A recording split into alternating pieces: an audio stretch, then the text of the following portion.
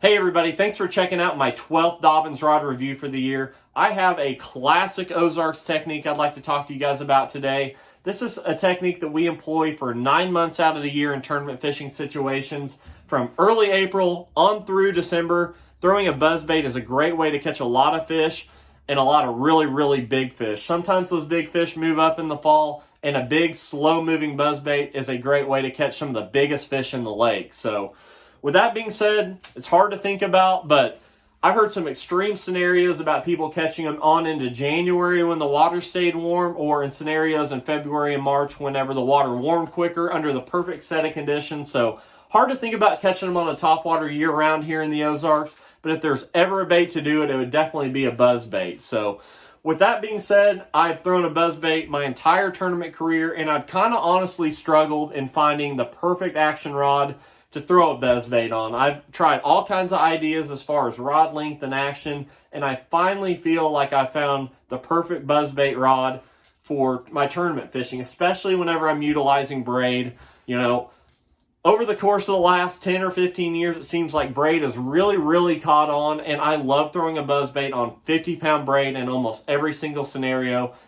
Clear water, dirty water, around cover, open water, whatever. I'm almost always throwing my buzzbait on braid. I hardly ever go back to a monofilament or a fluorocarbon. So for me, buzzbait fishing is braid, and it works really well for me. So with all that being said, the rod that I've been using for my buzzbait fishing the last year and a half has been the 713 Kaden. I've had a lot of good success with it. I feel like it's the perfect rod length and action, and that's a couple things I want to talk to you guys about today, so you guys can kind of, consider my thought process on the perfect buzzbait fishing rod. So first things first, the rod length is 7'1" on the 713 Kaden. I feel like whenever you start talking about a 7'3" or a 7'6" longer rod, that's great for open water fishing where you need to make a long cast. But a lot of times here in the Ozarks, we're throwing behind boat docks, around flooded brush, and you need to be able to make that really quick roll cast.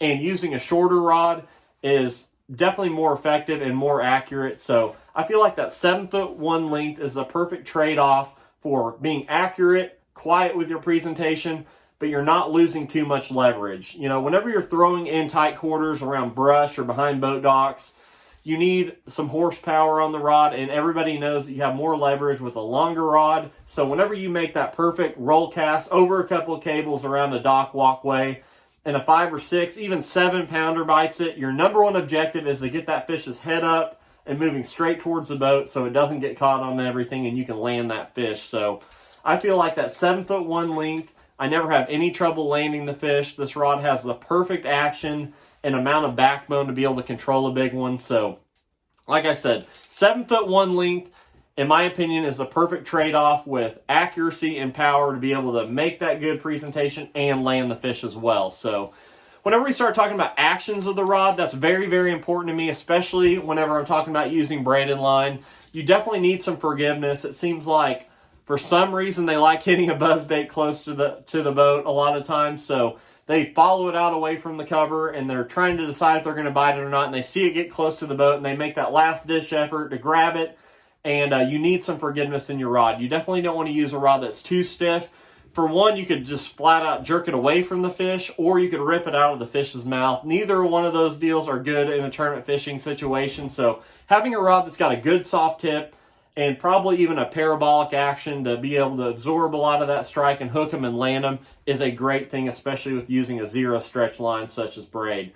The other thing I like about having a rod that's got a little bit of a softer tip is being able to load that rod up and make a good, accurate, quiet presentation. If you use a rod that's got too much backbone to it all the way through the rod, it's hard to land that bait in there quietly. So having that good blend of a soft tip is a great thing as far as casting accuracy goes.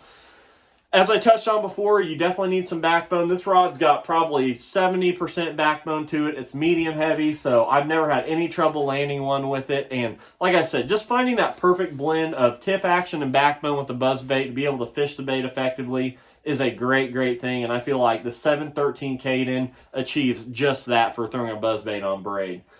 If you guys are in the market for a great buzzbait rod, go over to dobynsrods.com and check out one of these 713 Kadens.